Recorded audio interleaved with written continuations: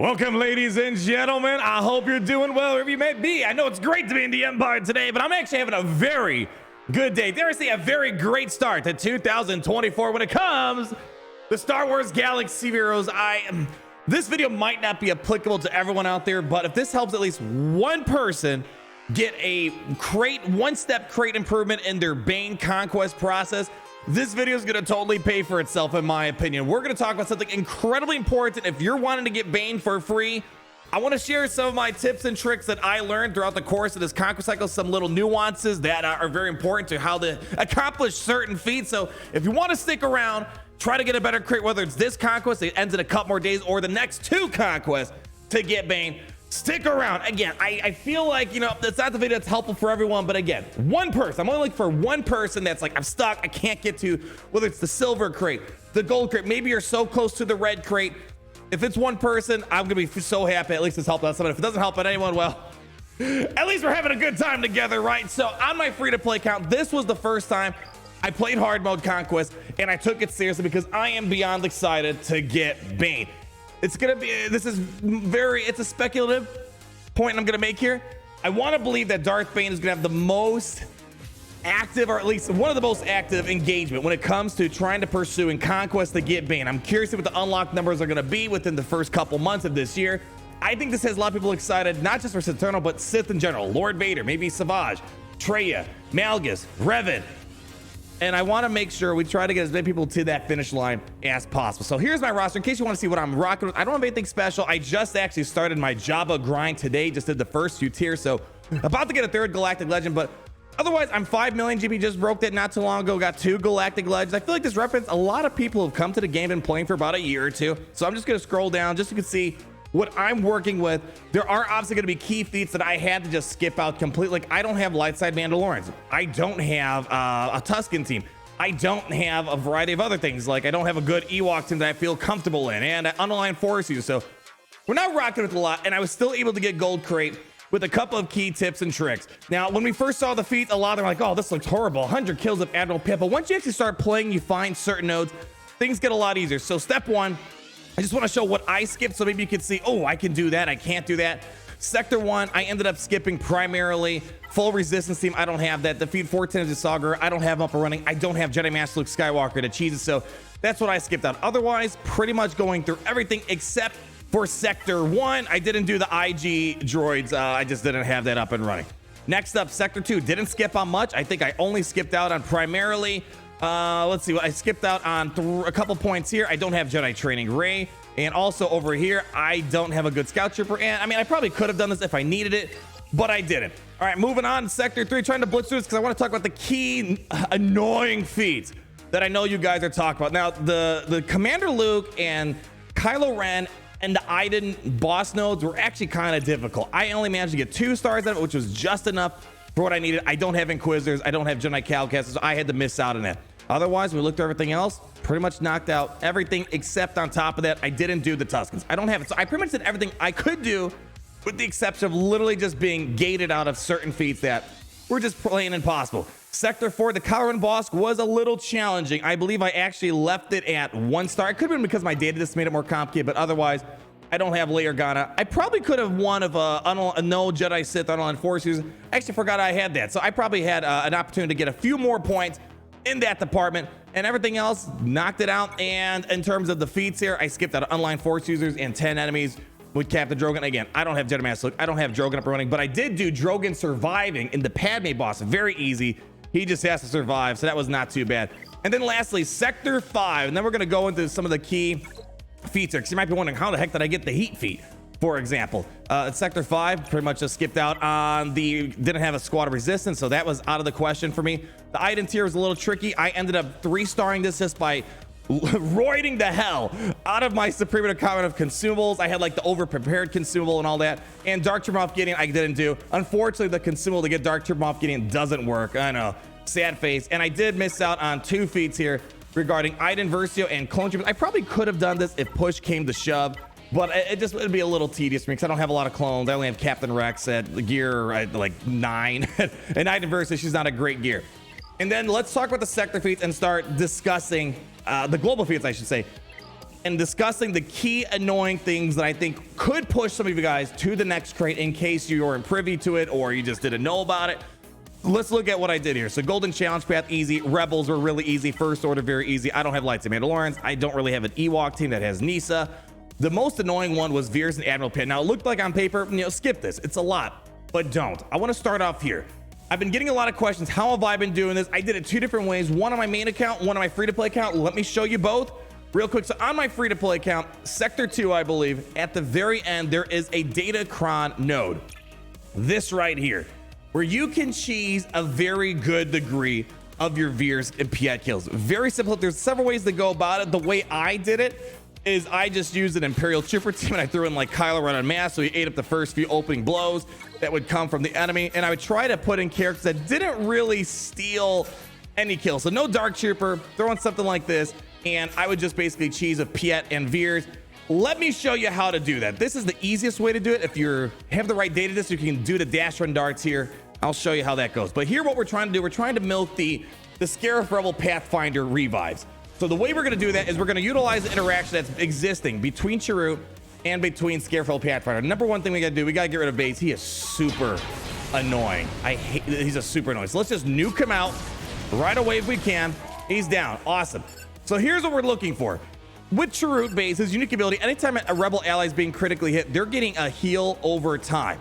And as we know, Scarif Rebel Pathfinder, when he has a buff on him, he just gets a revive, but we have to make sure we're critically hitting him. So now what we're going to do, I'm just going to get rid of this and just like reset the turn meter. All right. We don't want to kill Chirrut. We're going all in Scarif Rebel Pathfinder. So let's just show you real quick. Now I'm going to bother doing the armor shed. We're going to mark VEERS because we want to make sure we constantly get VEERS coming for the assist. And I like to bring in Stark because we get critical chance up to guarantee we're landing critical hits.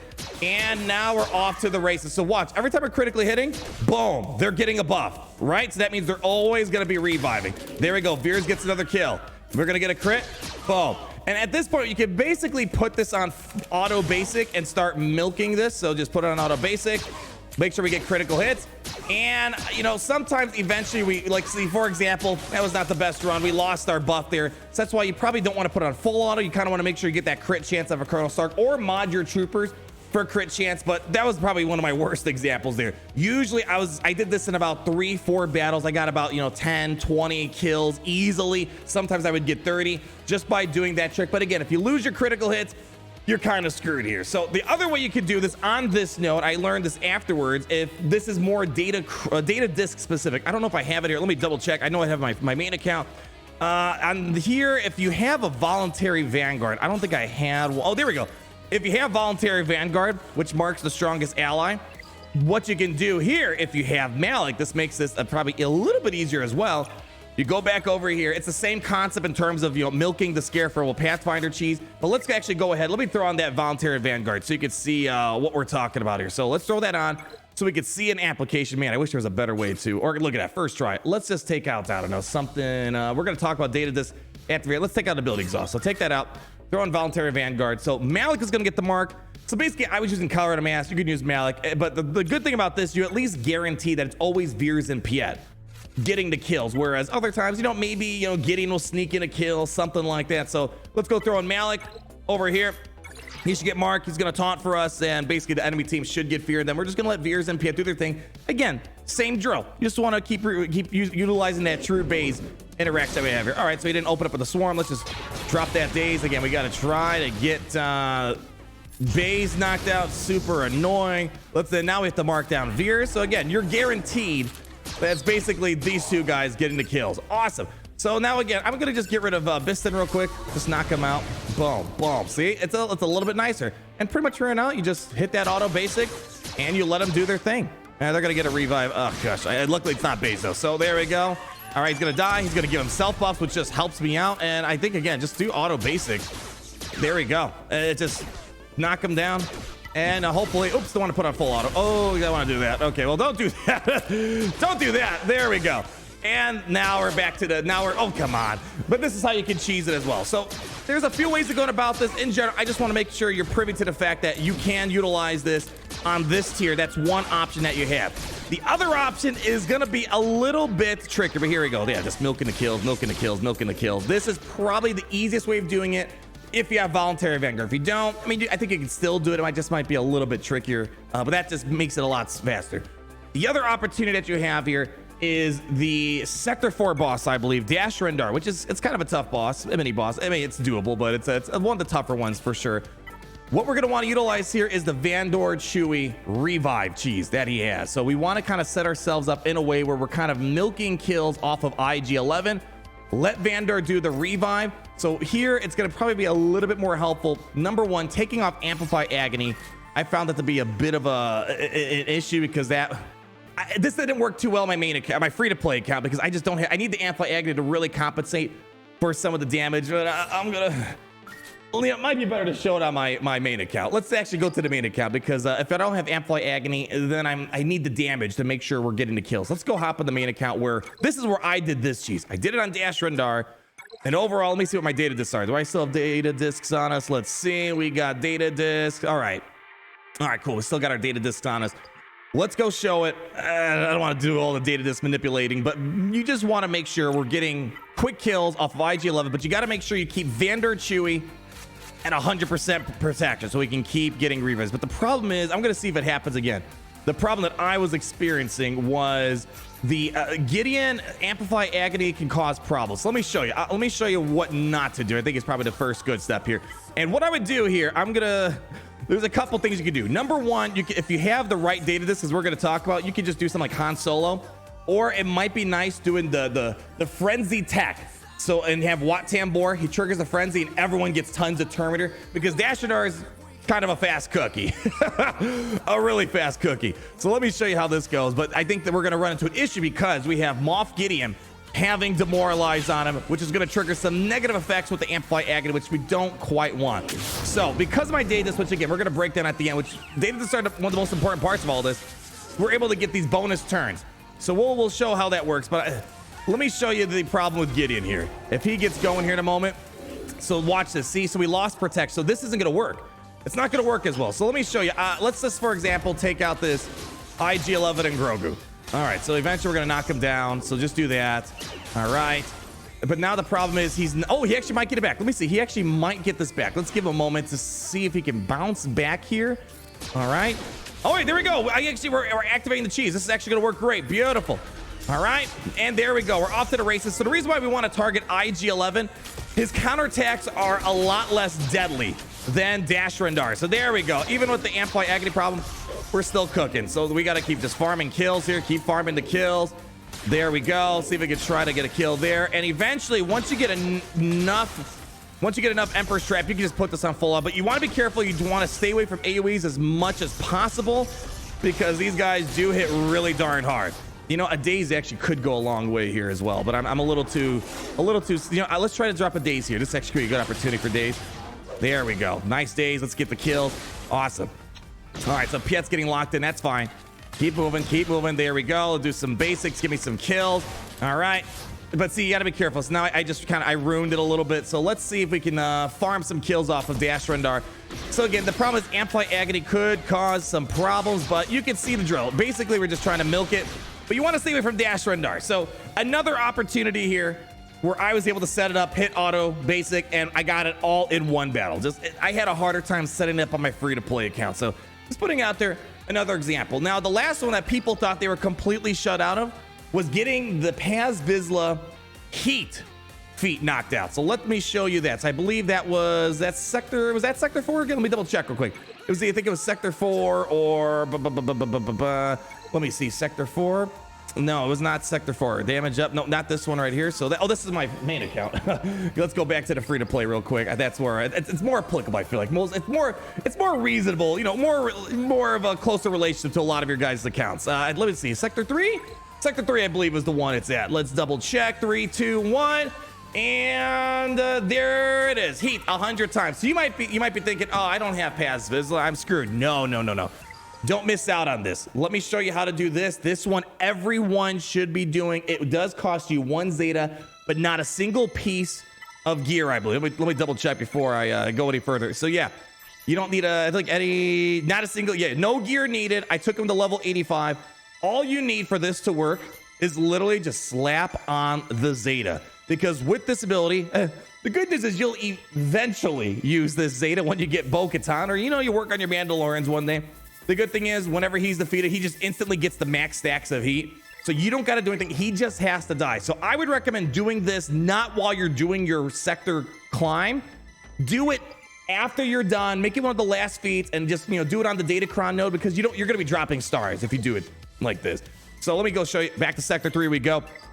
There's really not much to it, but a lot of people don't think they can do it because I don't have paths. You don't need paths. This is literally the ultimate cheese. Now, you can just put in whatever team you want, whatever you got to accomplish. Maybe there's some other stuff you got to do. So, all we got to just throw in something random. So I don't know, just throw something. Yeah. And then just throw in VIZSLA in the slot, and he's going to die. And you just got to do this basically 10 times. Now, I've heard murmurs that you could possibly cheese this even more. I can't confirm or deny where you can maybe do a revive and then it'll let him do it again. I don't know, but all we're going to watch for is all I want to show you is, once Paz dies, we're going to get the max stack. So we just got to, give him a moment. Oh, we saw Voluntary Vanguard up. All right. Okay, just come on. Someone hit him. Actually, Voluntary Vanguard might make this a little bit more complicated. I need someone to do an AoE. Hopefully, oh gosh.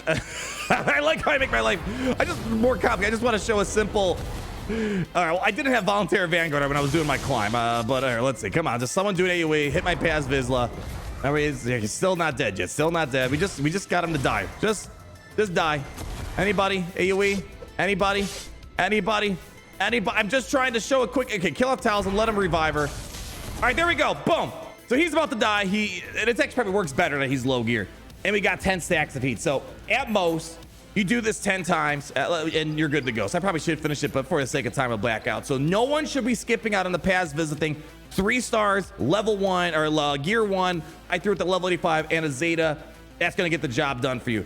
Otherwise, everything else is pretty straightforward. If you need more like guides or suggested teams, check out my video in the top right-hand corner. We do a more in-depth guide, but this is kind of one to kind of show that I got my first run in for my free-to-play account, hit the gold crate like I was hoping to, and I wanted to kind of talk about a few more things that no one knows until we start playing the Conquest, and we find ways to make complicated feats a little bit more accessible at the end of the day. And speaking of accessibility, I want to talk about one more thing. One of the biggest things is DATADISK. So hopefully you've been picking up your DATADISK, finding the good ones. Again, we talked about the meta DATADISK selection, which is things like Amplify, Agony, Volatile Accelerator, Caustic Emissions, the Thermal Exhaust. I believe it's this one right here.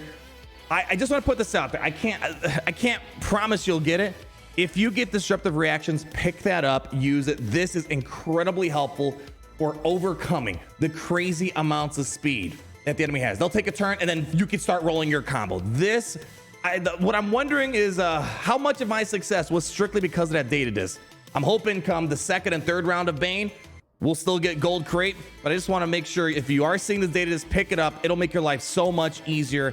Opening up with you just let them take a turn and then you take all your turns. It really is the counter to the absurd amounts of speed that these teams do have at the end of the day. All right, I want to talk about one more thing. Everyone should know about this by now. I share this all the time. I really do feel like the best website guide is going to be SWGH for Life, which is made by Bit Dynasty. He also has video breakdowns and all this. I know I'm beating a dead horse at this point. I want to put it out there again. If you're having a hard time, you need even more suggestions, or you need like videos walking through, because I don't make videos on every single little nuanced Conquest thing, but I'm doing it right now because I know the hype for Bane is high, and I want as many people as possible to get him.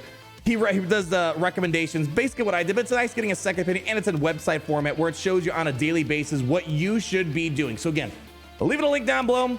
This isn't the first time we talked about him, and I promise you it won't be the last. Just like this is the last Conquest for Bane, so hopefully this video is still going to be helpful and applicable to a lot of you guys out there. Gold crate is possible. I didn't have anything special in my roster.